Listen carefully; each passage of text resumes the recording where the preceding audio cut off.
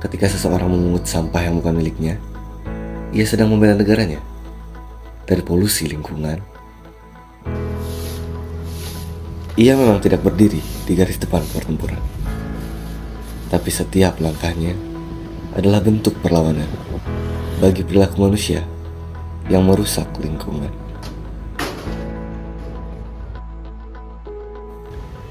Banyak perilaku bela negara yang kita dapat lakukan dalam kehidupan sehari-hari. Menaati peraturan lalu lintas salah satunya.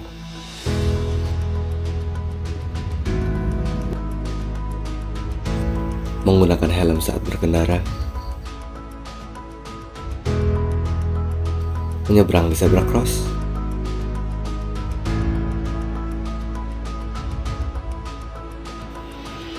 Menaati rambu-rambu lalu lintas. Hingga membayar pajak. Merupakan bentuk nyata dari aksi bela negara. Karena pada dasarnya, keselamatan di jalan bukan hanya tentang diri sendiri, tapi juga tentang orang lain yang berbagi ruang dan waktu di saat bersamaan.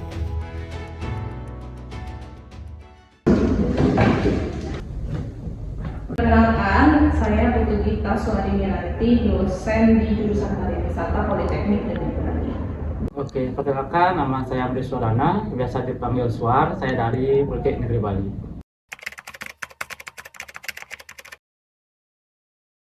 Oke, kalau menurut saya, bela negara itu bukan berarti membela negara untuk mencari kemenangan gitu ya. Sudah bukan menenteng senjata lagi, sudah bukan bicara tentang bagaimana kita jadi polisi, jadi ABRI atau jadi tentara. Bela negara itu adalah suatu sikap kita dalam membantu Indonesia mencapai tujuannya, yaitu dalam hal persatuan dan kesatuan. Hal apa saja yang bisa kita lakukan supaya Indonesia tetap bersatu, karena tahu sendiri kan, bersatu kita teguh, bercerai kita rengkuh. Kalau menurut saya pribadi, bela negara itu adalah suatu tindakan atau suatu perbuatan yang mendasari seorang untuk mencintai tanah air negara Indonesia terutama. Tapi ini tuh di konteksnya tuh melalui rasa nasionalisme yang tinggi dan rasa mencintai bangsa dan tahu arti Pancasila itu apa dalam hidupnya. Itu sih menurut saya. Oke, contoh dari bela negara dalam hal ini mahasiswa atau dalam hal apa ya, Bu? Oke, kalau contoh konkret bela negara yang bisa kita lakukan, yang pertama itu kalau saya lihat dari sisi mahasiswa ya, mahasiswa bisa membela negara Indonesia bukan dalam hal yang sulit-sulit ya kayak tadi ya, tidak perlu jadi tentara. Kalian dengan belajar tekun, dengan mengikuti aturan di kampus gitu kan, kalian sekarang pakai seragam seperti ini, tentunya itu kalian mengikuti aturan yang dibuat oleh pihak kampus gitu. Kemudian selama perkuliahan kalian pun tertib, terus tidak buang sampah sembarangan, lalu banyak hal-hal lain yang sebenarnya sudah kalian lakukan. Contoh yang lain adalah kalian tidak menyebarkan hoax. Ketika ada berita atau sesuatu yang masuk di WhatsApp kalian, tidak langsung kalian share. Tentunya kalian harus filter lebih dahulu apakah berita ini benar atau berita ini bohong, supaya tidak menyebarkan hoax. Karena satu kalimat saja kalau itu salah, apalagi isu sara ya, tentunya akan bisa memecah belah Indonesia.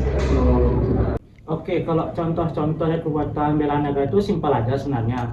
Kalau di lingkungan mahasiswa, kita kan sebagai seorang pelajar tuh harus tahu apa tujuan kita untuk bersekolah, untuk melakukan tindakan dalam hal di kampus seperti belajar, aktif organisasi, di mana kedua hal ini sangat berkaitan untuk membangun bangsa.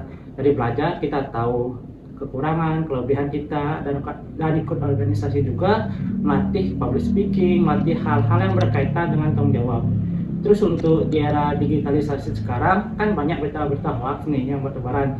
Kita sebagai generasi muda harus tahu yang mana berita hoax, yang mana bukan. Kalau berita hoax kita tidak usah ikut campur ataupun hal-hal yang membuat berita hoax itu semakin terkenal. Malah kita harus aktif untuk gerakan stop hoax ataupun pintar memilih-milih berita yang mana baik, yang mana benar, yang mana juga buruk untuk kita.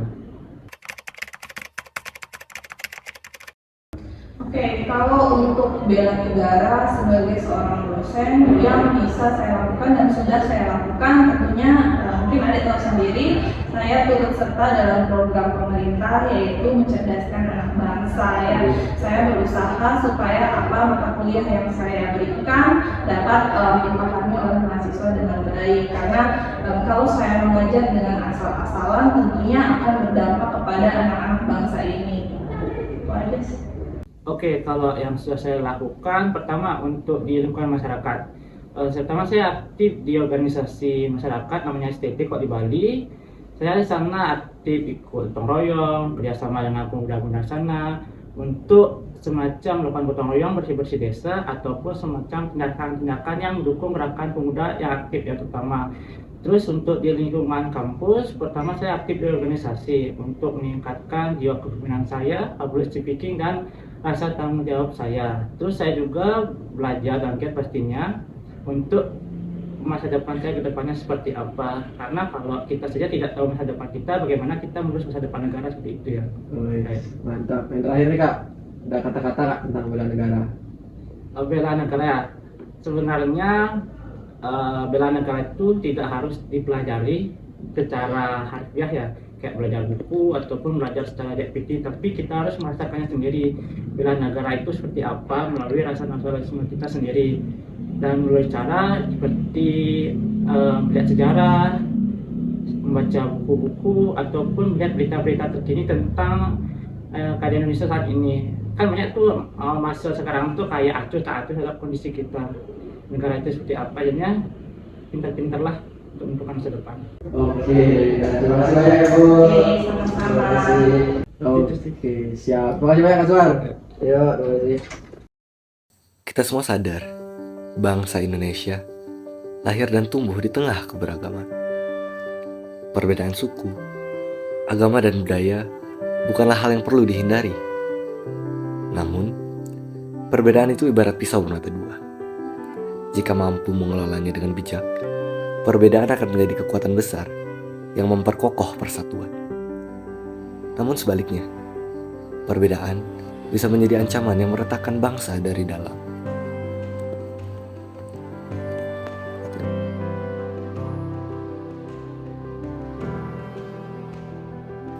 Sebagai generasi muda, kesadaran harus dimulai dari diri sendiri.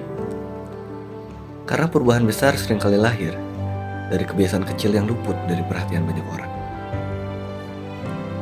Peduli terhadap lingkungan, menaati peraturan, dan menjaga rasa hormat di tengah perbedaan, itulah fondasi yang kokoh untuk membangun sebuah bangsa.